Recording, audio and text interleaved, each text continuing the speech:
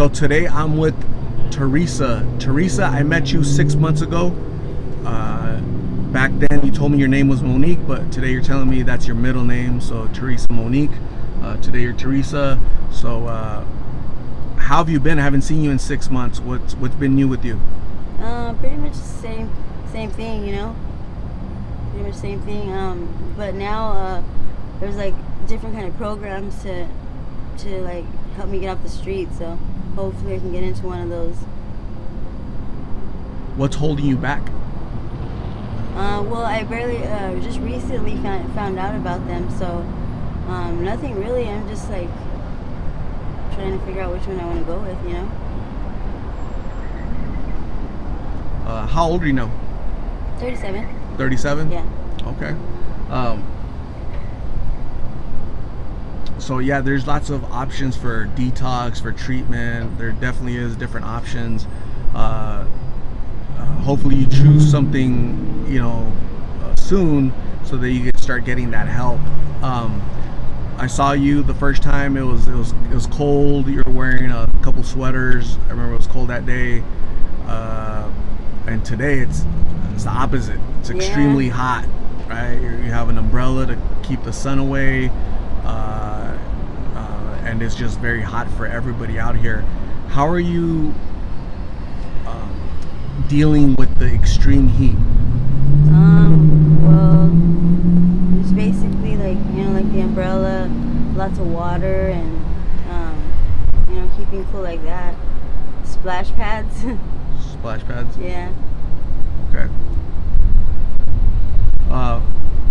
From the first time that I met you, that interview back then, did any of your family reach out? Did you reach out to family back then? Yeah, I've been kind of in contact with them, and I just need to get into one of the programs so I can get right and go back home. And you were talking the first time about a boyfriend. He got locked up. Yeah. Are you still with that person, or is he still locked up, or what's happening? Yeah, same. He's still locked up. Are you waiting for him to get out? Yeah. Okay. When he gets out, what's the plan? Well, not to be on the streets, because he's gonna be, sober and stuff. So yeah, I have to get right before he comes out. Still have a couple years, so. So he still has 2 more years? Yeah. Do you think 2 years you'll still be out here doing this? No. I mean, I hope not, I don't want to be. Who has control of that? Me, I do. I'll ask people, if you were to blame somebody for being out here, would you blame your parents, society, school, the government? Myself. Why is that? Making the wrong choices. How old were you when you started making those wrong choices? Well, I mean, I've always, not everybody's perfect, so, I always make good and bad choices, but, yeah. I agree. Yeah, definitely. I'm not perfect. There's nobody that's perfect, right? We all make bad decisions. It just so happens that some decisions are harder than others, right? Because the consequences, So for like these pills, there's people that don't wake up every day. They OD and they're gone, right? So those are different decisions, right? Did you know how strong, how powerful these pills were before you tried them? No, not at all. No, I did not know. I didn't know anything about them. Is that normal for you to try things that you have absolutely no idea what they're about, what's in them? No, it's not normal, but I mean, I didn't think it was gonna be, like that, But I think most people, when it comes to like medicine or just anything they're gonna put in their body, right? Food, drink. sometimes we're kind of leery, right? We smell things. We kind of, I don't want that, right? Because we don't know what it's going to taste like or what it's going to do to us, right? And certainly with substances like that, right? They're going to be detrimental to our health, not good. So I find it kind of fascinating how some people choose to take that gamble, for what? Like what, What's well, like I said, I didn't know that, those things could happen when I tried them. So. What were you expecting? Like, were you expecting something different? Yeah, definitely. Really? Like what? Kind of, I guess, like marijuana kind of high. Oh, okay. Yeah. Okay. Yeah. So marijuana is a little bit less harmful, right? You kind of get high and giggly and the munchies, and you thought it was gonna be something like that. Yes. But it turns out that these pills are definitely not like marijuana, right? Right. They're a lot more powerful, potent, and you just might not wake up. Have you had any ODs? None? God, no. Wow. I've interviewed people, and I've had 15 ODs. Like, my goodness. That's crazy. Yeah. That is crazy. Yeah, that's too many. Yeah. Super scary. Super scary. How did they bring you back? Narcan, water. They were slapping me around. They took me to the hospital, stuff like that. Just barely this person is alive by a miracle. Yeah. But what if you take a pill that has a strength of 5-10 pills, and you're just knocked out, you're slumped out, you're barely breathing, your breathing becomes more shallow, right? Your heart rate gets lower and lower, your breathing gets lower and lower. There's nobody around, there's no Narcan, there's nobody, none of your friends are around. What's gonna happen? I mean, hopefully that doesn't happen to me, But could it happen? Is it possible? Oh, yeah, I'm sure it could happen to anybody. Yeah. It's not gonna happen to me. Well, no, of course. Yeah. So not just anybody, right? So it's definitely not gonna happen for me, for sure. Absolutely, right? I think most people, it's not gonna happen to most people. Unfortunately, the people that I interview, like you and just the 1,000 other people that I've interviewed for the past 3.5 years, that's a big possibility, right? As a matter of fact, I get notified by nurses from the hospitals. Hey, I watch your channel. Do you have any family contact information for this individual because he's here in the hospital? Those are the type of messages that I get from nurses. Wow. Throughout the valley. Isn't that scary? That's scary. Yeah.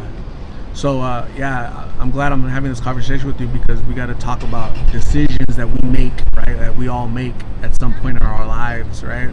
Because later on down the road, there's going to be consequences.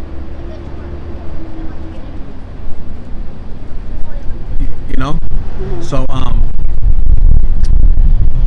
what are your plans for the rest of the day? Today I'm probably gonna actually I don't really have any plans too much. You what? I don't really have that many plans. Just try to stay out the heat today, you know what I mean? Stay out the heat? Yeah. I saw you you're behind a building, there's some shade there, you're with like a group of friends. Is that what you typically do, like during the day, like avoid the sun, and then are you a little bit more active at night when the sun goes down? Usually. Okay. Yeah, try to be. Yeah. It's hot right now, you know. Very, very hot. Yeah. Very humid. It's kind of been some monsoon storms, Yeah. There's a lot of humidity in the air because there's clouds, and so we feel that, it's kind of sticky right now, kind of nasty, right? Oh yeah, it's definitely. not fun. But again, just another reason for you to get out of here. Get clean, go to detox, right? Reason, just get out of here. Get out of here before I get a call from a nurse. Yeah. The heat is like unbearable right now. Absolutely. How many children do you have? I don't want to talk about that right now. What? I don't want to talk about that. You don't want to talk about no, that? Your no. family, your children? No? Okay. Yeah, no worries. I just asked because sometimes family reaches out. Yeah. They come looking for you or me. They'll say, hey, that's my mom, my aunt, my whatever. Where's she at? We're going to go help her. So in case somebody reaches out to me, it's good to know who they are. But my last question is, how do you make money? Usually just people will come and you know, like come by and get, you know, give me money or bring me food or, you know, drinks and stuff like that. Okay, just the generosity of the public of society. They kind of help you out a little bit with food and items. Yeah. That's very nice of them, right? Very nice, yeah. Absolutely. So, Theresa, please stay safe. God bless. I'm gonna hand you a donated blessing bag. Okay, this is from one of my subscribers. Her name is Shorty, a friend of mine.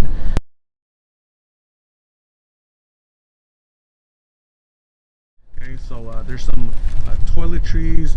You're gonna need both hands. Okay, so. Thank you. So. Oh, thank you. Toiletries, a shirt, water, snacks.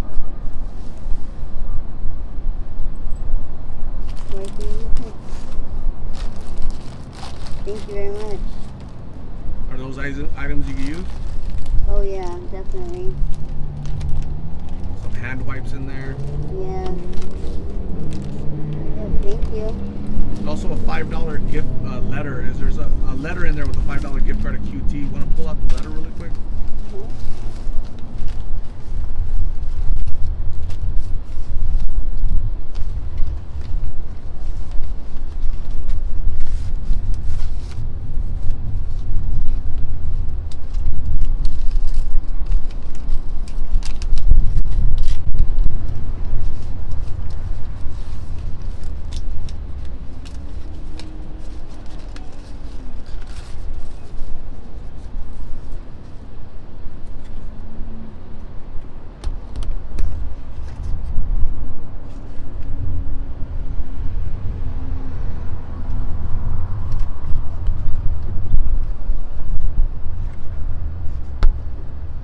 Can we read it? Yes, please.